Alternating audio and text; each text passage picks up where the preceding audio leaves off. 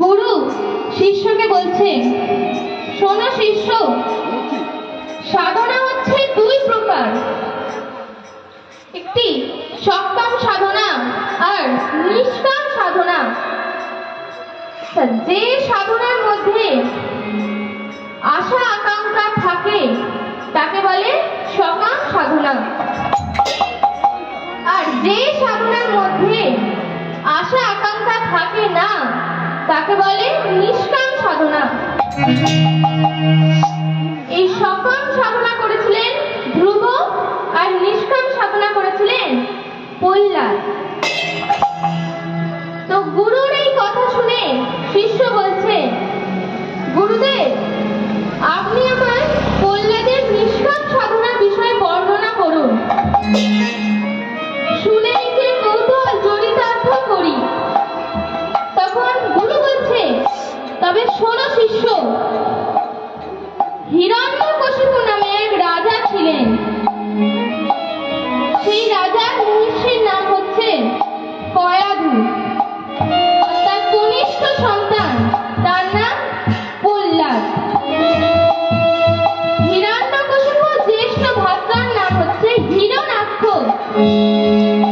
এই হিরণ্যাক্ষকে বধ করেছিলেন নারায়ণ। তাই ভাতৃহত্যার প্রতিশোধ নেবার জন্য দৈত্যরাজ হিরণ্যকশিপু সবসময় ভাতৃহত্যার প্রতিশোধ নেবার জন্য সবসময় চিন্তা করতেন।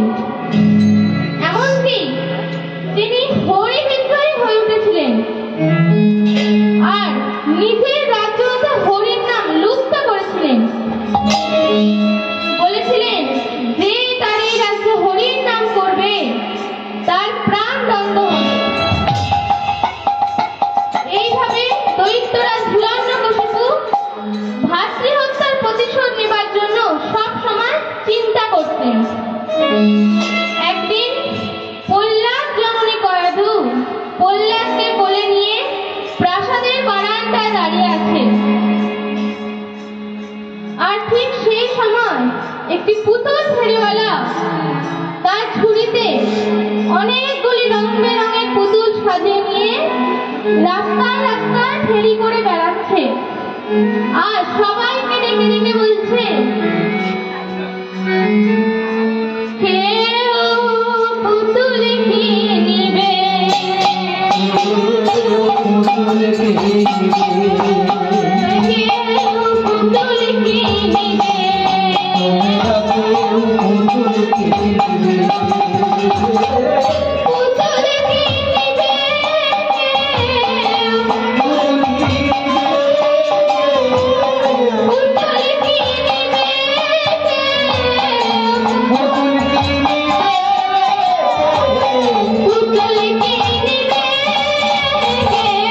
পুতুল কিনিবে।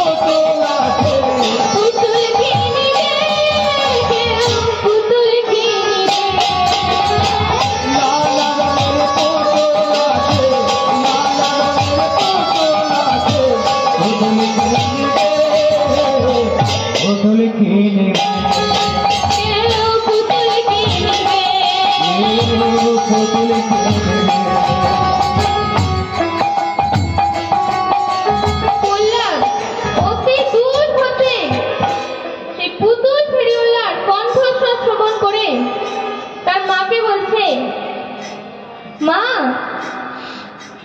আমার একটি পুতুল কিনে মাগো দাও না আমাকে। একটি পুতুল কিনে মাগো দাও না গো মাগো আমার একটি